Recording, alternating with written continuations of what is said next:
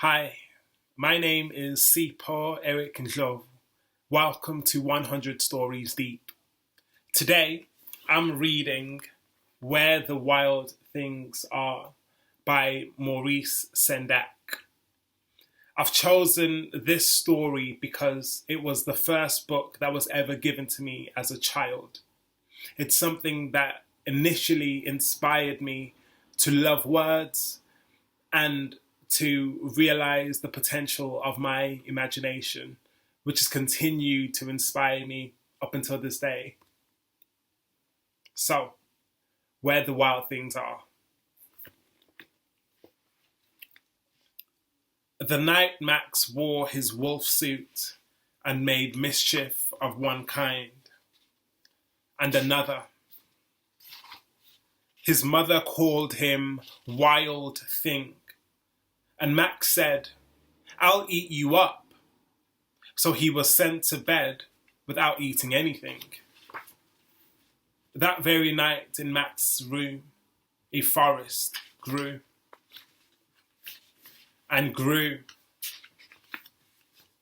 and grew until his ceiling hung with vines and the walls became the world all around.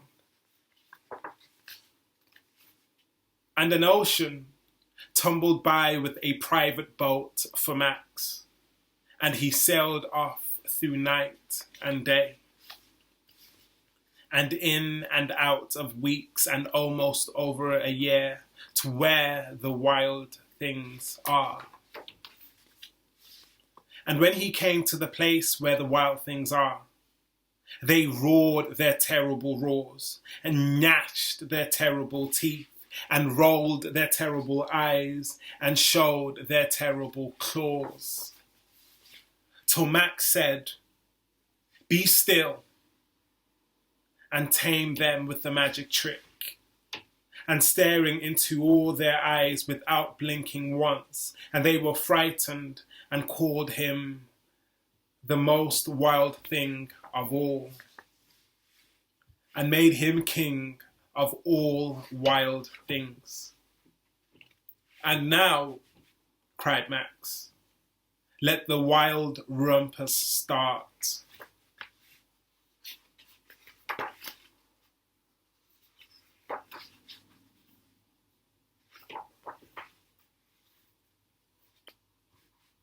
"Now stop," Max said, and sent the wild things off to bed without their supper.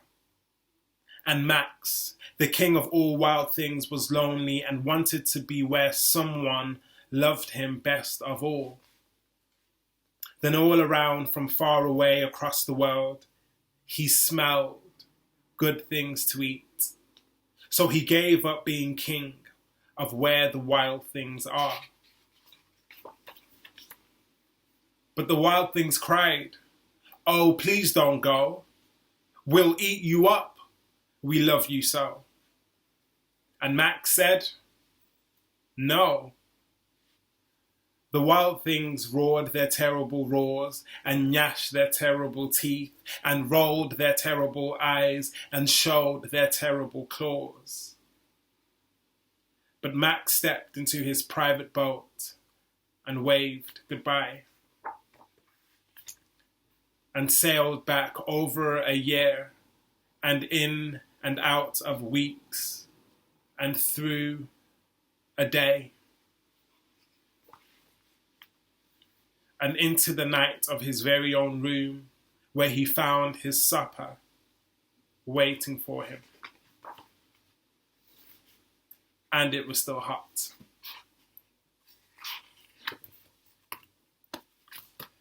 Now, I would like to suggest a provocation based on what I have just read.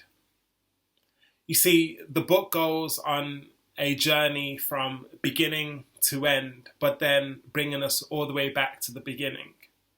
And what I would like to suggest for you is to think about a task you are planning and working towards completing. So this could be an article, an essay, or university assignment you're working on. This could be a preparation for a job you've recently applied for, or it could be a long life dream. I want you to see yourself at the end of that task having completed it. I then want you to work backwards, work from the completion. What was the step just before you got there? Was there doubt? Was there excitement? Was there tears? And then go a step just before that. What is keeping you going? What is motivating you to move on to that next step? And then I want you to think about it from now.